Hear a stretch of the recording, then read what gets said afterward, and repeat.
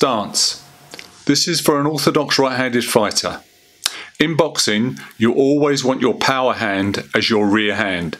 So for a southpaw left-handed fighter, reverse these instructions. Stand facing forward with your feet parallel about shoulder width apart. Take a step back with the right foot and slowly pivot on the ball of that foot so it's pointing outwards at roughly a 45-degree angle. At the same time, pivot the ball of the left foot so it's pointing out the same way an angle as the right foot. Now, bouncing on the balls of your feet while bending your knees, transfer your body weight backwards and forwards. Stance should feel relaxed, comfortable and balanced. Now make two fists and raise both hands up to your cheeks, just below your eyes with your knuckles pointing outwards, not obscuring your vision. This will protect your face. It's called the guard. Chin tucked into your chest to protect it, and your eyes looking upwards through your eyebrows, as we would call it. Your elbows should be tucked in to protect your body, and your stance should not be too wide. It's difficult then to move your feet, or too narrow, as it is easy to lose balance. Having your body at this sideways angle creates less of a target for your opponent to hit. Punching, the jab.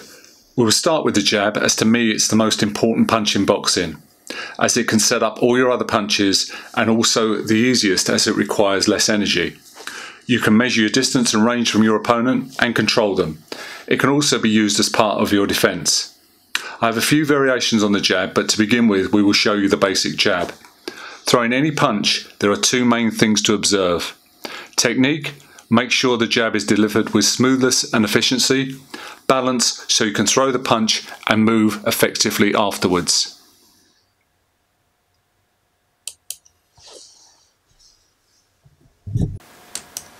Extend your left hand out to an angle of 90 degrees, straight out in front of you. As it reaches that 90-degree angle, slowly let the hand turn over. As the hand turns over, your body turns inward and allows your shoulder to come through to get full extension on the jab. Return your hand to its original position. Make sure it returns in the same trajectory it was thrown. A common mistake is to drop the hand and then return it.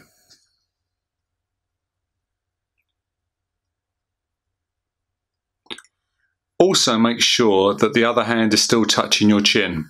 Often people will throw the jab while dropping the rear hand.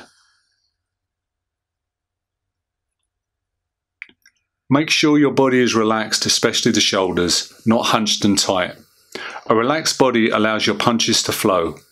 Hunching and tightening your upper body can also interfere with your breathing, so keep your breathing slow and your body relaxed as much as possible. The straight right or left for southpaws is a power shot if thrown correctly and with the right technique. It can be extremely useful in the boxing armoury. With your weight distributed 60% on the back foot, 40% on the front foot, now pivot the right foot inwards, allowing the knee to bend inwards also. At the same time rotating the hip. As you do this, push off from the right foot but keep it on the ground.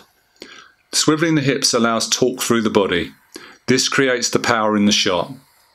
As the movement flows up from the feet, extend the arm out, turning the hand over in the last few inches so the fist ends up with the palm down. The whole movement is very much like one a shot putter employs. Try throwing the punch slowly at first and then gradually speeding up once you get the movement down.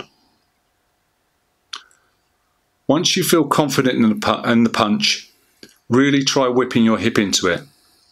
Also remember not to lean too far into the punch or drop your other hand away from your chin. Once the punch is thrown, return your fist in a straight line straight back to your chin.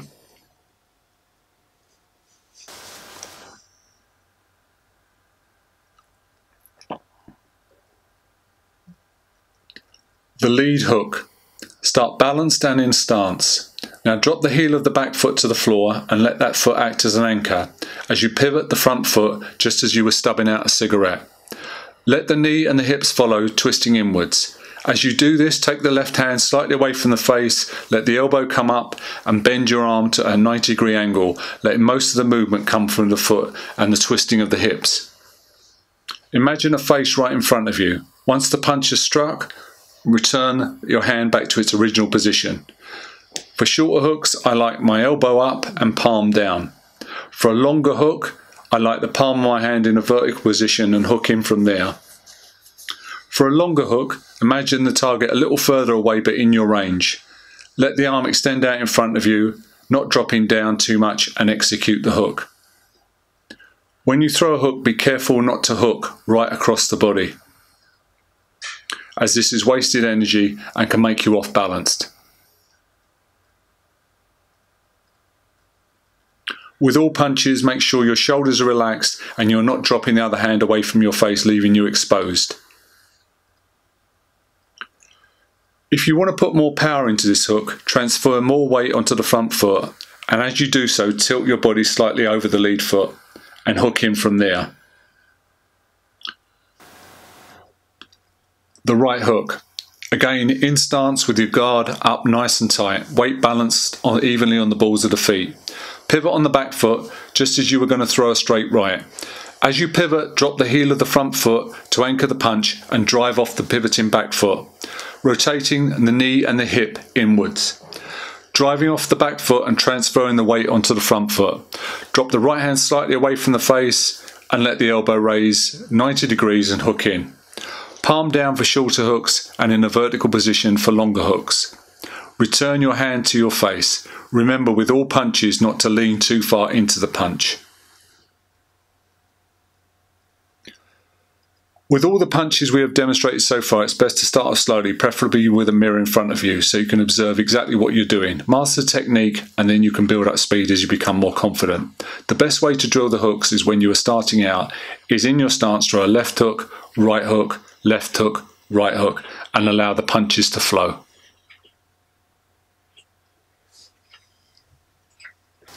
Hooks to the body. Same technique as hooks to the head, but drop the punching hand down a little to the height of where you want it to strike on your opponent's body. Hook in and then return to your guard. With hooks to the body, you can either have the palm down, pointing downwards, or the palm in a vertical position.